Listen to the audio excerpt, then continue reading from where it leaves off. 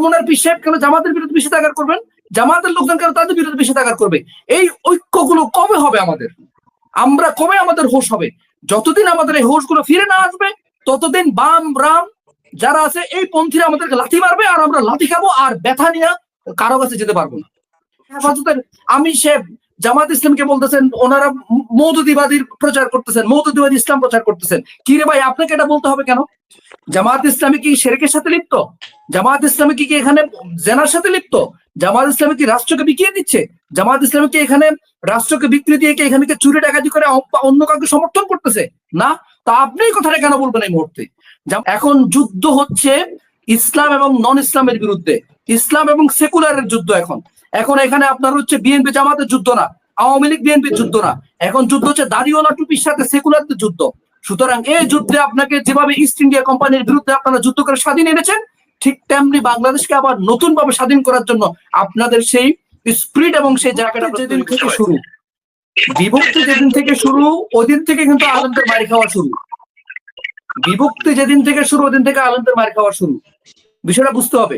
আজকে আপনার হচ্ছে এই রিজনে, এই অঞ্চলে আপনার হচ্ছে কেউ কোনো গোষ্ঠী প্রমাণ করতে পারবে না কোনো আলেম, কোনো মাদ্রাসায় পড়ুয়া ছাত্র, কোনো হুজুর, কোনো দাড়ি টুপিওয়ালা লোক ধর্ষণের সাথে সম্পৃক্ত। কেউ প্রমাণ করতে পারবে না কে ঘুষের সাথে সম্পৃক্ত।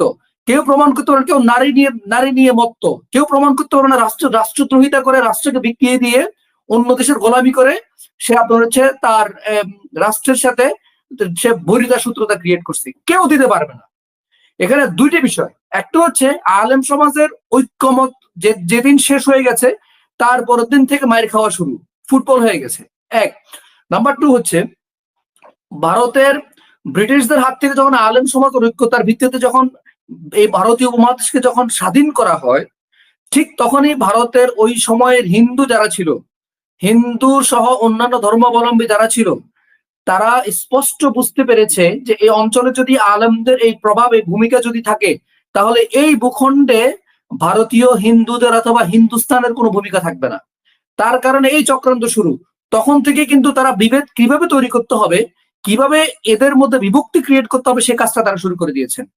ঠিক তারই ধারাবাহিকতায় আমরা যদি দেখি, ওই সময় কিন্তু আল্লামা ইকবাল একটা কনসেপ্ট দিয়েছিলেন যে যখন আপনার হচ্ছে ইস্ট ইন্ডিয়া কোম্পানি থেকে আপনার হচ্ছে এই অঞ্চলটাকে যখন আপনার মুক্ত করা হয়, আপনার হচ্ছে ভারত এবং পাকিস্তান আলাদা হওয়ার আগে হিন্দুরা যখন আপনার হচ্ছে দাবি শুরু করেছিল আপনার হচ্ছে এই ভূখণ্ডের নেতৃত্ব তাদের কাছে যাবে, এই ভূখণ্ড তারা নিয়ন্ত্রণ করবে, এই ভূখণ্ডের অধিকাংশ কিন্তু আপনার হচ্ছে তাদের কন্ট্রোলে, তারা মনে করে আপনার হচ্ছে তখন আল্লামা ইকবাল একটা কনসেপ্ট দিয়েছিলেন যে হিন্দু যে এরিয়া, হিন্দু অধ্যুষিত এরিয়াটা হবে হিন্দুস্তান।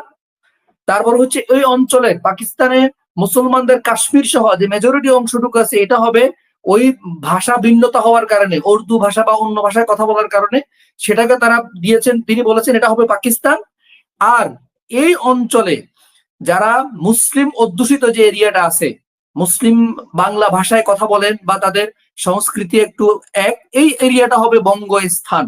যদি এই কনসেপ্টটা যদি এস্টাবলিশড হইতো, তাহলে কিন্তু আজকে এই অঞ্চলে আপনার হচ্ছে এই ভারতের কিন্তু এত প্রভাব প্রতিপত্তি থাকতো না। কিন্তু দুঃখজনক বিষয় আমরা সেটা পারি নাই। আমাদের মধ্য থেকেই ব্রিটিশ সরকারের কিছু গোলাম, যারা নাম নিতে আমার লজ্জা লাগতেছে, তারা আল্লামা ইকবালের এস্টেট পলিসিটাকে মেনে নেন না, এটা করতে দেন নাই। তারপরে কি হলো, তারপরে তারা প্রস্তাব করলেন আপনার হচ্ছে যে টু নেশনস থিওরি, দ্বিজাতি তত্ত্বের মাধ্যমে মুসলিমদের জন্য পাকিস্তানের এই অংশটুকু তাদেরকে দিয়ে দিবেন, আর এই অঞ্চলে ইন্ডিয়া 1947 যেটা হয় এটা তারা দিয়ে দিবে। এটা হওয়ার পরে এবার ভারত বুঝতে পেরেছে যে এই অঞ্চলে যেহেতু পাকিস্তানের সাথে ইস্ট, যেটা আপনার হচ্ছে আমাদের যে ইস্ট পাকিস্তান যেটা এখন আমরা বাংলাদেশ, এই অঞ্চল যেহেতু মুসলিম অধ্যুষিত,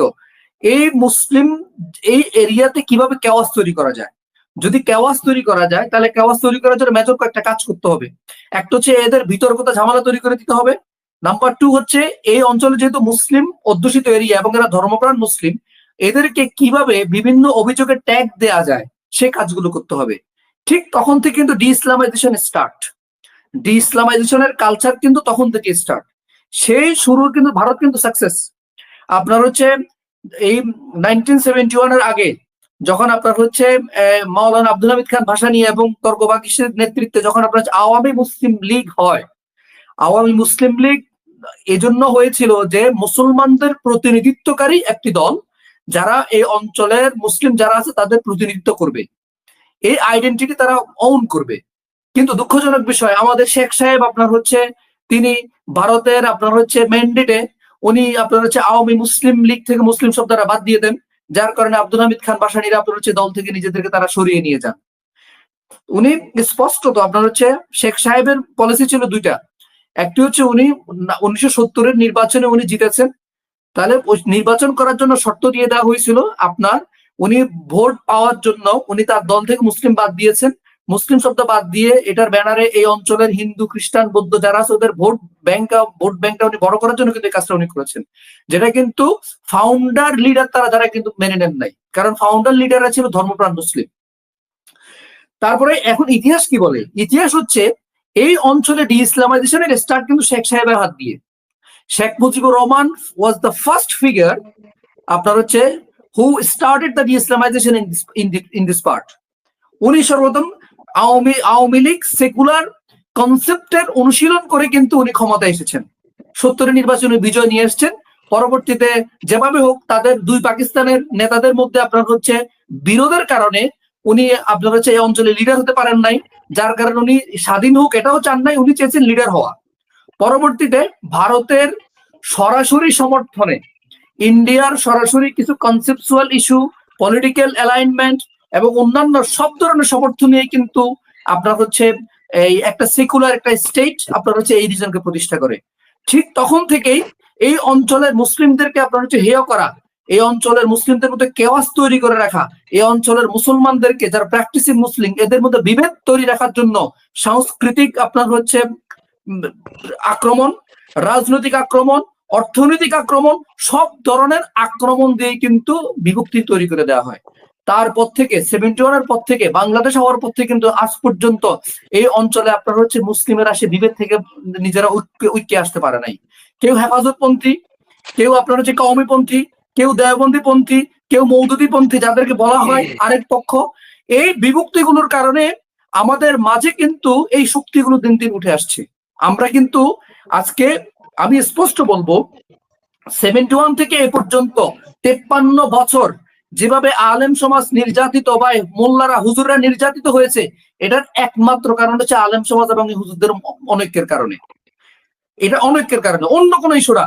যেভাবে আমরা যদি বলি ইস্ট ইন্ডিয়া কোম্পানির বিরুদ্ধে যেভাবে সকল দল মত নির্বিশেষে এক হয়ে দেওবন্দি, তাবলিগি, কওমি, তারপর হচ্ছে অ্যাক্টিভিস্ট মুসলিম সবাই যেভাবে স্বাধীন করেছেন, ঠিক তেমনি এই সময় এটা কিন্তু সবচেয়ে বড় জোর দাবি রাখে রাজনৈতিক ঐক্য তৈরি করে সমস্ত আলেম সমাজদের কার কি আকীদা আছে কেউ কাউকে বিষোদাগার না করে একই ঐক্যে একই ছাতার নিচে যদি না আসে, তাহলে এই সুযোগ সন্ধানীরা কিন্তু ধ্বংস কিন্তু চালিয়ে যাবে, ঠেকানো যাবে না। আমার দুঃখ লাগে আমার কাছে, কয়েকদিন আগে হেফাজতের আমির সাহেব জামাত ইসলামকে বলতেছেন ওনারা মৌদুদিবাদীর প্রচার করতেছেন, মৌদুদিবাদী ইসলাম প্রচার করতেছেন। কি রে ভাই, আপনাকে এটা বলতে হবে কেন? জামাত ইসলামী কি শিরকের সাথে লিপ্ত? জামাত ইসলামী কি এখানে জেনার সাথে লিপ্ত? জামাত ইসলামী কি রাষ্ট্রকে বিকিয়ে দিচ্ছে? জামাত ইসলামী কি এখানে রাষ্ট্রকে বিক্রি দিয়ে এখানে চুরি ডাকাতি করে অন্য কাউকে সমর্থন করতেছে? না। তা আপনি এই কথাটা কেন বলবেন এই মুহূর্তে?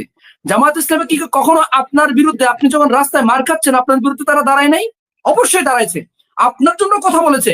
তাহলে আপনি শুধুমাত্র আপনার ভিতরের হিংসতার কারণে কেন আপনি বিভেদটা তৈরি করবেন? কেন আপনি এই কথাটা বলবেন? চরমনার পীর সাহেব কেন জামাতের বিরুদ্ধে নিষেধাজ্ঞা করবেন? জামাতের লোকজন কেন তাদের বিরুদ্ধে নিষেধাজ্ঞা করবে? এই ঐক্যগুলো কবে হবে আমাদের? আমরা কবে আমাদের হোশ হবে? যতদিন আমাদের এই হোশগুলো ফিরে না আসবে ততদিন বাম রাম যারা আছে এই পন্থীরা আমাদেরকে লাথি মারবে, আর আমরা লাথি খাবো, আর ব্যথা নিয়ে কারো কাছে যেতে পারবো না। সুতরাং আমার স্পষ্ট বক্তব্য, এর আগে টকশোতে আমি বলেছি কয়েকবার, এই আলেম সমাজদের এখনই সময়। 5ই আগস্টের যে বিপ্লবের পরে বাংলাদেশ এসেছে, এই বাংলাদেশ পুনর্গঠনের জন্য এদের ঐক্যমত হইতে হবে। এরা যদি ঐক্যজোট যদি না হন, রাজনৈতিক ঐক্যতা যদি না নিয়ে আসেন, তাহলে কন্টিনিউয়াসলি মাইর খাবেন। যেরকম চরমনের আমির সাহেব, ফজলুল করিম সাহেব মাইর খেয়েছেন, অন্যরা হাসতেছে, ঠিক আরেকদিন জামাতের নেতা মাইর খাবেন, আরেকজন হাসবে। সুতরাং এই হাসাহাসির রাজনীতি যতদিন বন্ধ না হবে ততদিন লাঠি খেতে থাকতে হবে, ফুটবলের মতো লাঠি খাবে, কারো কাছে কি বিচার পাবে না। কারণ আপনি কার কাছে বিচারের আহ্বান করবেন? যার কাছে বিচারের জন্য যাবেন সে তো আপনাকে ধ্বংস করার জন্য বসে আছে। যে র্যাবের কাছে যাবেন সে র্যাব তো আপনাকে ট্যাগ লাগাচ্ছে, যে পুলিশের কাছে যাবেন সে পুলিশ আপনাকে ধর্ষক বানাচ্ছে। আপনি কোন স্টেটের কাছে যাবেন? সুতরাং এই স্টেট সংশোধন করার জন্য, এই বাহিনী সংশোধন করার জন্য আলেম সমাজদের, এই হুজুরদের জাতীয় ঐক্যে, রাজনৈতিক ঐক্যে আসতে হবে। যতক্ষণ না রাজনৈতিক ঐক্য এবং জাতীয় ঐক্য না তৈরি হবে, ততক্ষণ এই ভূখণ্ড থেকে এগুলো কখনো তৈরি হবে, এগুলো কখনো বের হবে না। সুতরাং আমাদের এখানে মির্জা ইয়াসিন ভাই আছেন, আমি বলবো আপনি আপনার দলকে কথাগুলো বলেন, জামাতপন্থী যারা তাদের দলকে কথাগুলো বলেন, আপনাদের ভিতরে আকীদাগত যে দ্বন্দ্ব যেগুলো আছে এগুলো একদিকে ঝেড়ে ফেলান।